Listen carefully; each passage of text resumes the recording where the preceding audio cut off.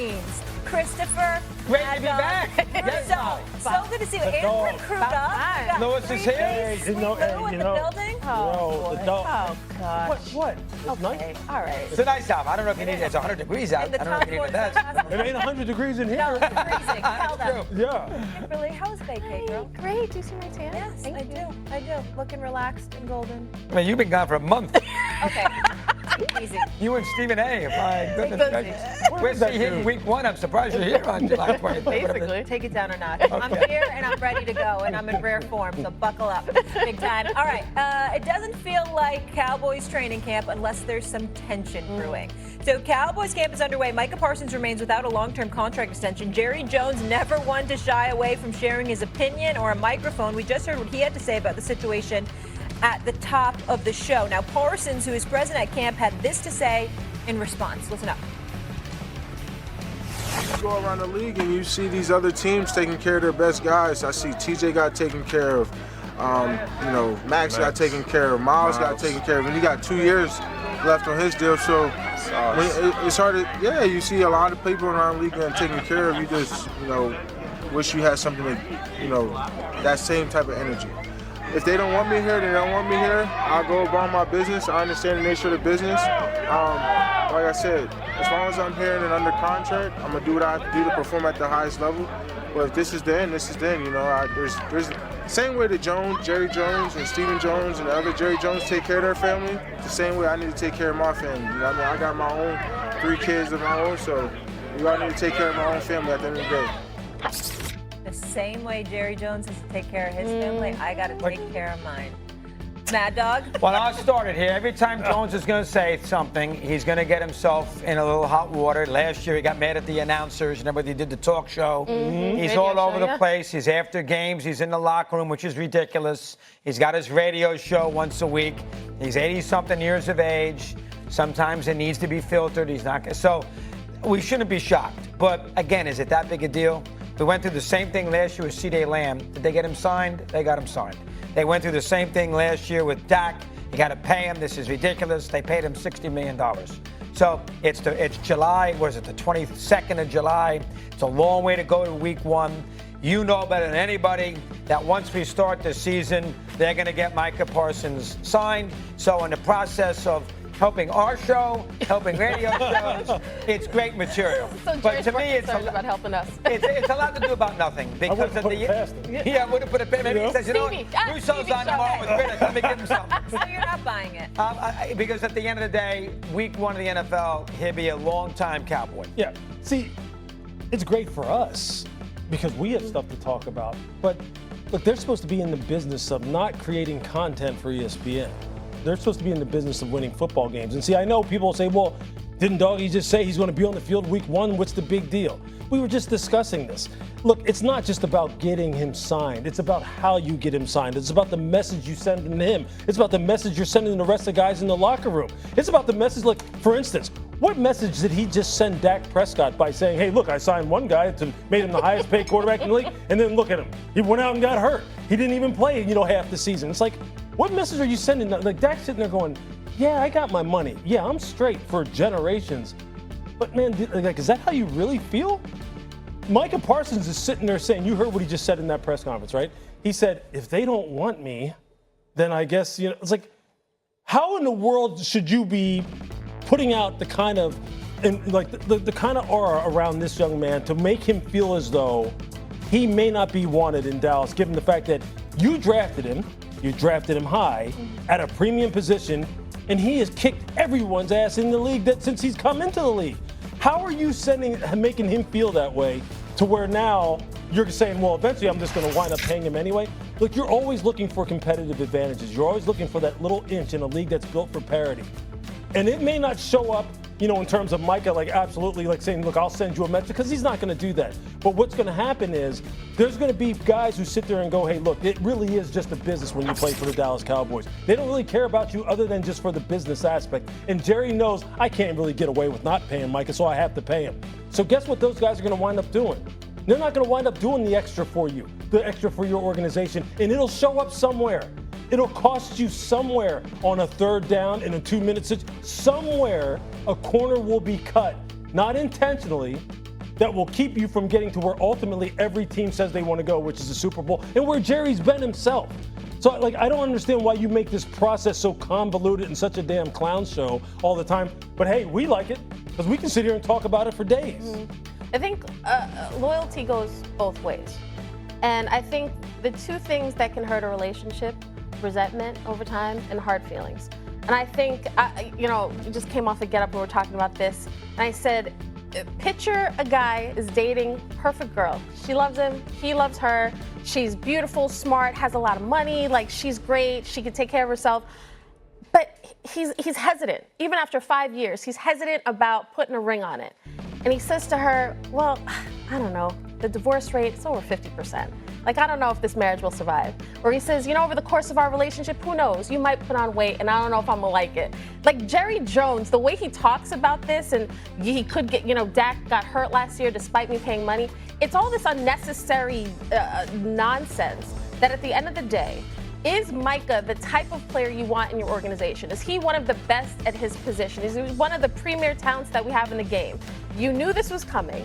You saw the CD, the Dak of it all took forever. It shouldn't come to this point where Micah actually looks confused and hurt. He's sort of like, if they don't want me, I'll go elsewhere. The fact that Micah Parsons would even utter that speaks to just the confusion around the situation because it doesn't have to be like this, doggy. Do I think it will get done? I do. But we don't have to wait until game one of a regular season for them to finally get, we knew this was coming down the pike. This is why on this show, and we all are very entertained by it, this is why Stephen A. hammers them every year and says, just wait. What can go wrong will go wrong. And see, people will say, well, you can't draw a direct line between what's happening with Micah now to them maybe losing some kind of divisional game in November. Yeah, you're right.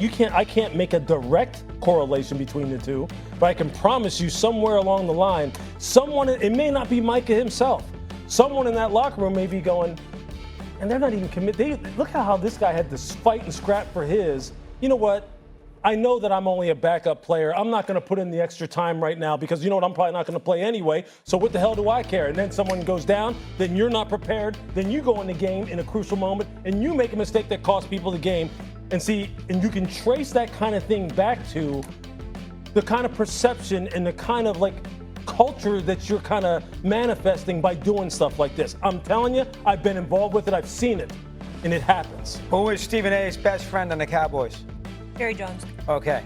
Who creates all this nonsense year after year with contracts and this, that, and the other shows after? Parsons also said Henry wasn't the reason why we lost. We would have won 4 games anyway at the end of the day.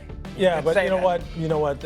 And you saw who was right next to Micah Parsons, Trayvon Diggs, talking about, yeah, that guy got his money, that guy got his money. Listen, it might all be posturing, but at the end of the day, Micah Parsons should never feel like he's an option and he's disposable. It's like the fact that we're even saying that is just bizarre. It's like, why do that and why make that public? But again, we're all part of the show. Yeah. And right now, I feel like the ringleader because I started the show with it. We'll keep it moving here, guys. Hello, xin chào tất cả mọi người. Hôm nay mình sẽ hướng dẫn các bạn gấp một chiếc áo có màu xanh và màu đỏ như thế này nhá. Bây giờ các bạn vào làm cùng mình luôn nhé. Rồi, ok. Để bắt đầu vào làm thì các bạn sẽ chuẩn bị cho mình những dụng cụ như sau. Ở đây mình có chuẩn bị 2 tờ giấy có 2 màu khác nhau. Đó là màu đỏ và màu xanh dương này. Tiếp theo các bạn sẽ chuẩn bị cho mình một cái bút chì, một cái thước, một cây kéo, cuối cùng là một cây súng bắn keo như thế này nhá.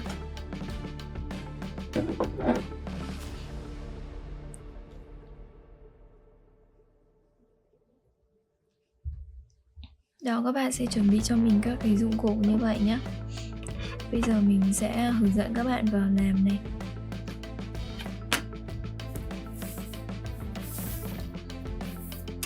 Các bạn sẽ lấy cho mình cái bút chì và thước kẻ. Đo cho mình kích thước của cái tờ giấy như này, màu đỏ này. Nó sẽ là 14 cm.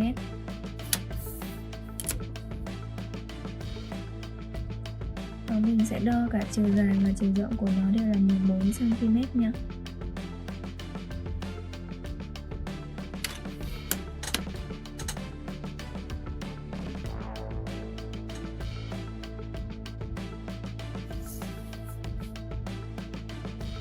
Rồi bây giờ mình sẽ kẻ nó thành một cái ô vuông hoàn chỉnh nhé.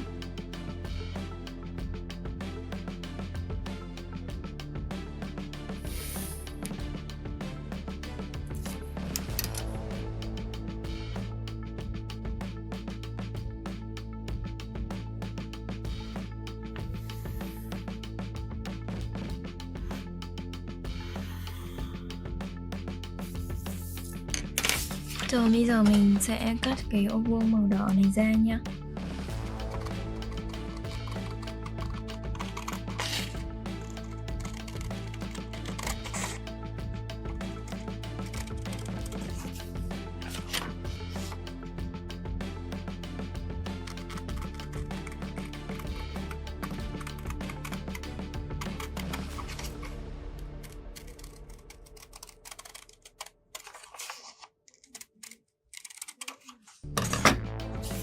Rồi mình đã cắt xong được một cái hình vuông màu đỏ như thế này rồi. Bây giờ các bạn sẽ lấy cho mình tờ giấy màu xanh dương này. Mình sẽ đo cái tờ giấy này sẽ có hai phần là 14 cm nhé.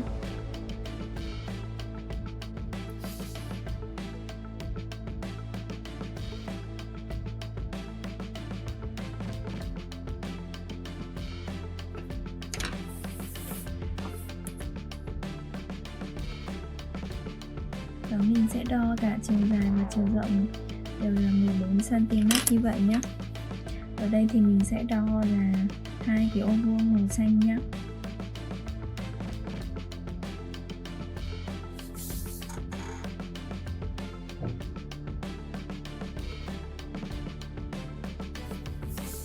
Rồi bây giờ mình sẽ kẻ nó thành một cái ô vuông hoàn chỉnh này.